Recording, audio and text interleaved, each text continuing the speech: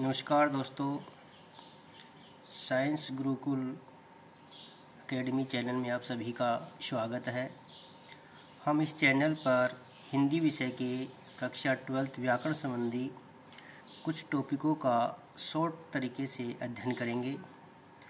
अगर मेरी ये वीडियो आपको थोड़ा भी सिखा पाने में मददगार साबित होते हैं या आपको लगता है ये वीडियो मेरे काम का है, मैं इससे कुछ सीख सकता हूँ, तो आप मेरे इस वीडियो को लाइक करें, शेयर करें व सब्सक्राइब करना न भूलें।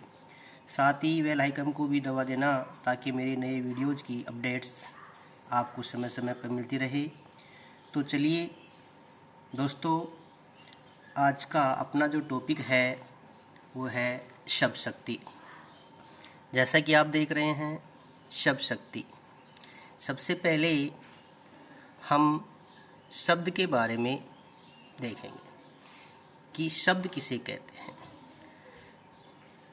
सार्थक वर्णों के मेल को हम शब्द कहेंगे और उस शब्द का कोई सार्थक अर्थ निकले वो शब्द कहलाते हैं।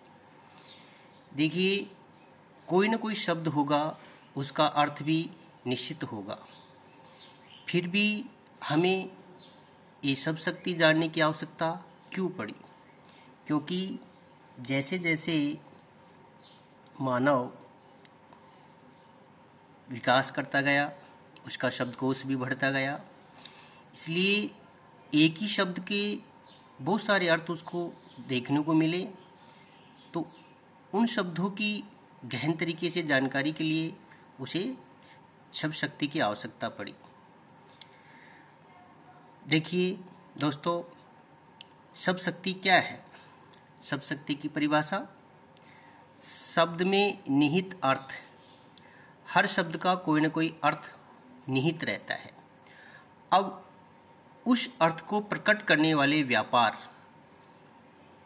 या कार्य को शब्द शक्ति कहते हैं। अर्थात अर्थ निकलने का कार्य किसी न किसी शक्ति के द्वारा होता है, उस शक्ति को ही शब्द शक्ति कहते हैं। देखिए, संस्कृत के महान आचार्य हुए हैं आचार्य मम्मट, जिनकी रचना है काव्य प्रकाश।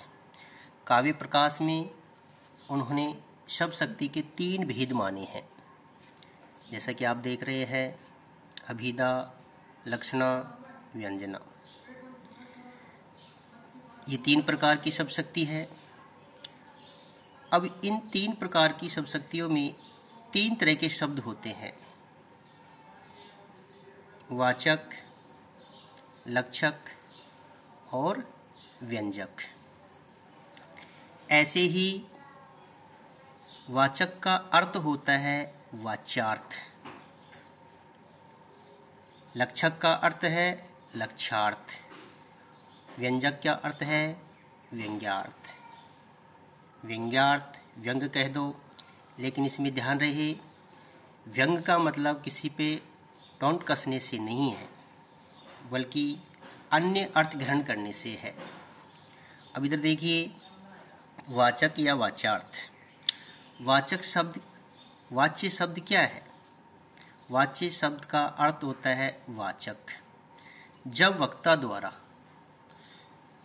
द्वारा बोले गए शब्दों का सीधा अर्थ ग्रहण किया जाता है, तब उसे वाच्य कहते हैं। जैसे यहाँ एग्जाम्पल है, रमेश अलवर का रहने वाला है। अब देखिए, रमेश नाम का व्यक्ति अलवर में रहता है। रमेश एक व्यक्ति का नाम है, अलवर एक स्थान का नाम है। इसका अर्थ हुआ कि रमेश नाम का व्यक्ति अलवर नामक शहर में रहता है, इसलिए यहाँ नाम आ रहा है, सीधा अर्थ आ रहा है, वाच्यार्थ का सीधा अर्थ ग्रहण किया जा रहा है, इसलिए यहाँ अविधा शब्द शक्ति होगी। अविधा शब्द शक्ति में कुछ शर्तें होती हैं जिनको पढ़ने के लिए हमें आवश्यकता पड़ती है, जो आगे बताएंगे आपको। दूसरा है लक्षक या लक्ष्यार्थ। लक्ष्य शब्द का अर्थ होता है लक्षित। जब वक्ता द्वारा बोले गए शब्दों का अर्थ बोले गए शब्दों से संबंधित लक्षणों के आधार पर अर्थ ग्रहण किया जाए तो वह लक्षित अर्थ कहलाता है। जो शब्द हम बोल रहे हैं उन शब्दों के जो संबंधित जो लक्षण उनके आधार पर, उन लक्षणों के आधार पर जो अर्थ ग्रहण किया जाता है वहाँ लक्षणा शब्द शक्ति होती है। जैसे देखिए आप, मोहन उदयपुरी है। देखो, मोहन नाम एक व्यक्ति का नाम है, उदयपुरी है।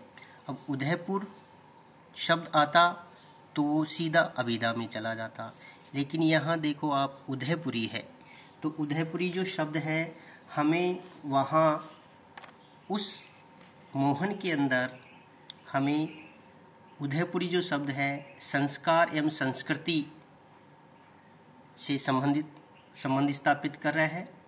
इसलिए यहाँ जो उदयपुरी शब्द से हम अर्थ ग्रहण करेंगे कि इस तरह की उसमें संस्कार है उदयपुर के, वहाँ की संस्कृति है। तो यहाँ उदयपुरी जो शब्द है ये लक्षार्थ शब्द होगा, इसलिए यहाँ लक्षणा शब्द शक्ति होगी। तीसरा है व्यंजना शब्द शक्ति। शब्द है व्यंजक और इसका अर्थ होगा व्यंग्यार्थ। व्यंग्य शब्द अर्थ व्यंग्यार्थ। जब वक्ता के द्वारा कहे गए शब्दों का अर्थ शब्दों से परे, यानी कि जो शब्द कहे जा रहे हैं उसका सरल अर्थ न लेकर उससे कहीं अन्य अर्थ की कल्पना की जाए, कल्पना के आधार पर जो अन्य अर्थ ग्रहण किया जाता है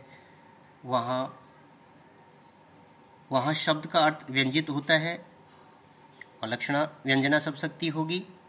जैसे मैं आपको एक एग्जाम्पल बता रहा हूँ, सायंकाल के 4 बज गए या संध्या हो गई। अब 4 बज गए, यहाँ हमारा एक एग्जाम्पल है अब एक बार जब इसको सुने 4 बज गए, सरल सा अर्थ ले लिया कि 4 बज गए।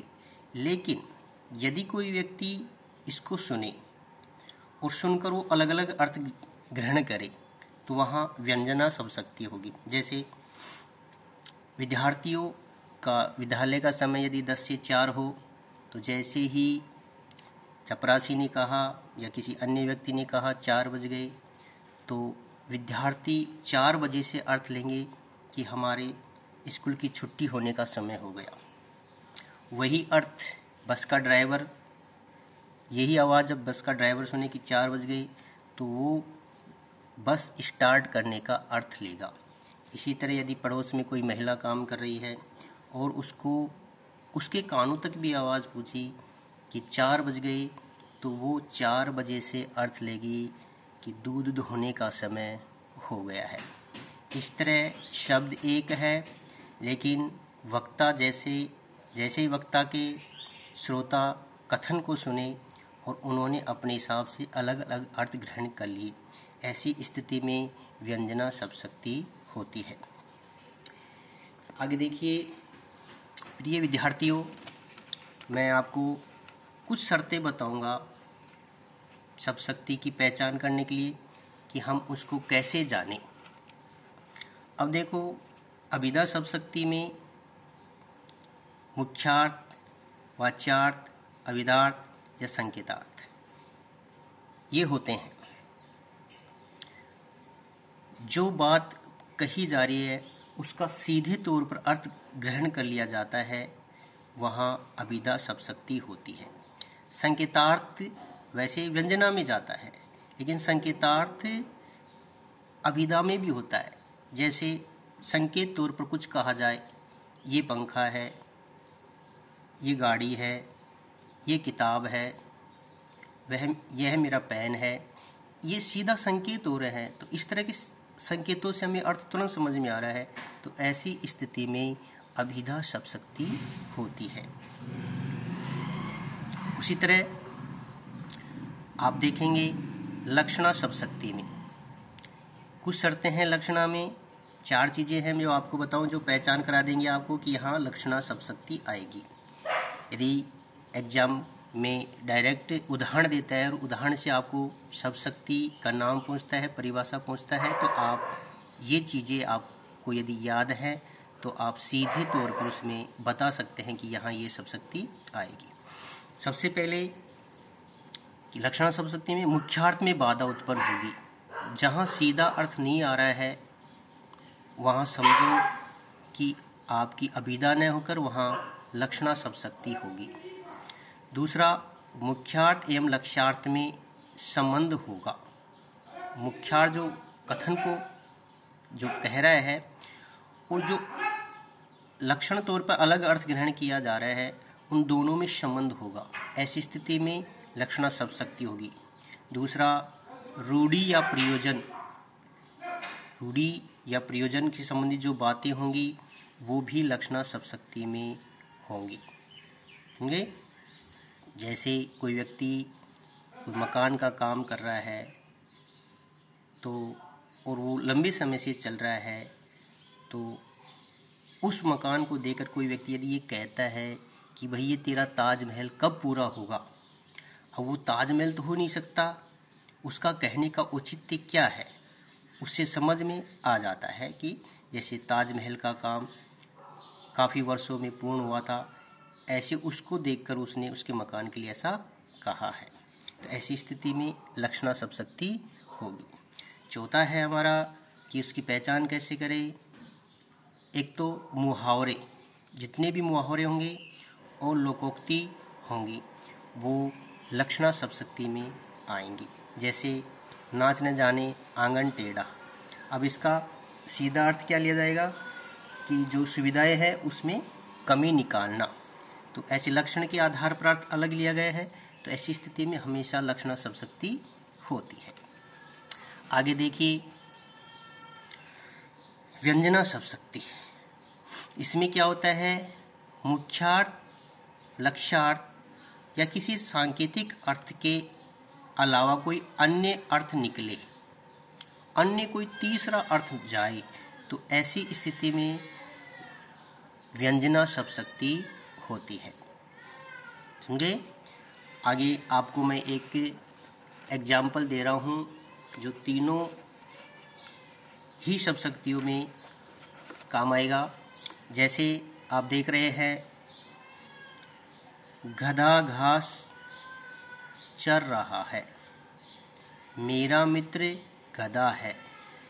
और तीसरा है, इस देश में गधे घास चरते हैं और घोड़े भूखे मरते हैं। अब देखो, अभिधा वाले उदाहरण में भी गधा शब्द आया है, लक्षणा वाले में भी गधा शब्द आया है और व्यंजना वाले में भी गधा शब्द आया है। लेकिन देखो शब्द तो एक ही है, गधा गधा गधा, लेकिन तभी तो हमें शब्द शक्ति की आवश्यकता पड़ी कि इस गधे का अलग अलग अर्थ कैसे हो सकता है। इसलिए व्याकरणाचार्यों ने इसको स्पष्ट किया है। देखो, गधा घास चर रहा है, यहाँ गधा एक पशु का नाम है, वाच्यार्थ है, यहाँ पशु का नाम है, इसलिए सीधा अर्थ ले लिया गया है हमें। गधा घास चर रहा है तो गधा घास ही चरता है, सीधा सा अर्थ है, सिंपल सा है, हमें समझ में आ गया। तो ऐसी स्थिति में अभिधा शब्द शक्ति हो गई। दूसरा देखो, ये मेरा मित्र गधा है,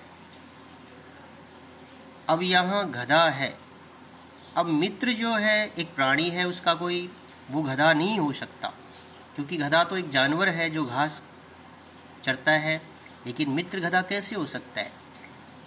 अब फर्स्ट बार में जब इस वाक्य को सुना, मेरा मित्र गधा है, उसको लेकिन थोड़ा वो रियलाइज किया, महसूस किया कि मेरा मित्र गधा नहीं हो सकता, क्योंकि गधे के तो 4 टांग होती है, पूंछ होती है। लेकिन इससे अर्थ ग्रहण किया गया कि वो मूर्ख है, उसमें लक्षण मूर्खता के नजर आए, इसलिए यहाँ गधे शब्द का अर्थ क्या लिया, लक्षण के तौर पर क्या लिया गया, मूर्ख। ऐसी स्थिति में लक्षणा शब्द शक्ति होगी। इसी आधार पर देखिए व्यंजना शब्द शक्ति में, इस देश में गधे घास चरते हैं, इस देश में गधे घास चरते हैं और घोड़े भूखे मरते हैं। अब देखो, अगर सीधा सा अर्थ लेंगे तो समझ में आता है, ये इस देश में गधे घास चरते हैं और घोड़े भूखे मरते हैं, लक्षणा भी है यहाँ, लेकिन नहीं, गधे का यहाँ अर्थ है कि जो अकुशल जो लोग हैं वो तो सुख सुविधाओं को भोग रहे हैं, लेकिन जो कुशल लोग हैं, इंटेलिजेंट जो लोग हैं, वो बेचारे भूखे मर रहे हैं। इसका मतलब ये अन्य अर्थ क्या लिया गया कि इस देश में अव्यवस्था व्याप्त है। इसलिए यहाँ देखो एक ही सा उदाहरण है, लेकिन इसके अलग अलग अर्थ हुए। ऐसी स्थिति में तीनों सब शक्ति है, तो इसलिए हमें सब शक्तियों की आवश्यकता पड़ी। धन्यवाद प्यारे विद्यार्थियों। आगे हम इसी टॉपिक को विस्तार से आपको खोल के समझाएंगे। इनके बहुत सारे एग्जाम्पल मैं आपको बताऊंगा, जो आप अपनी नोटबुक में उतारते रहिए। और कोई भी समस्या हो हमें आप कमेंट्स में बताइए, हम उसको दूर करने का प्रयत्न करेंगे। धन्यवाद।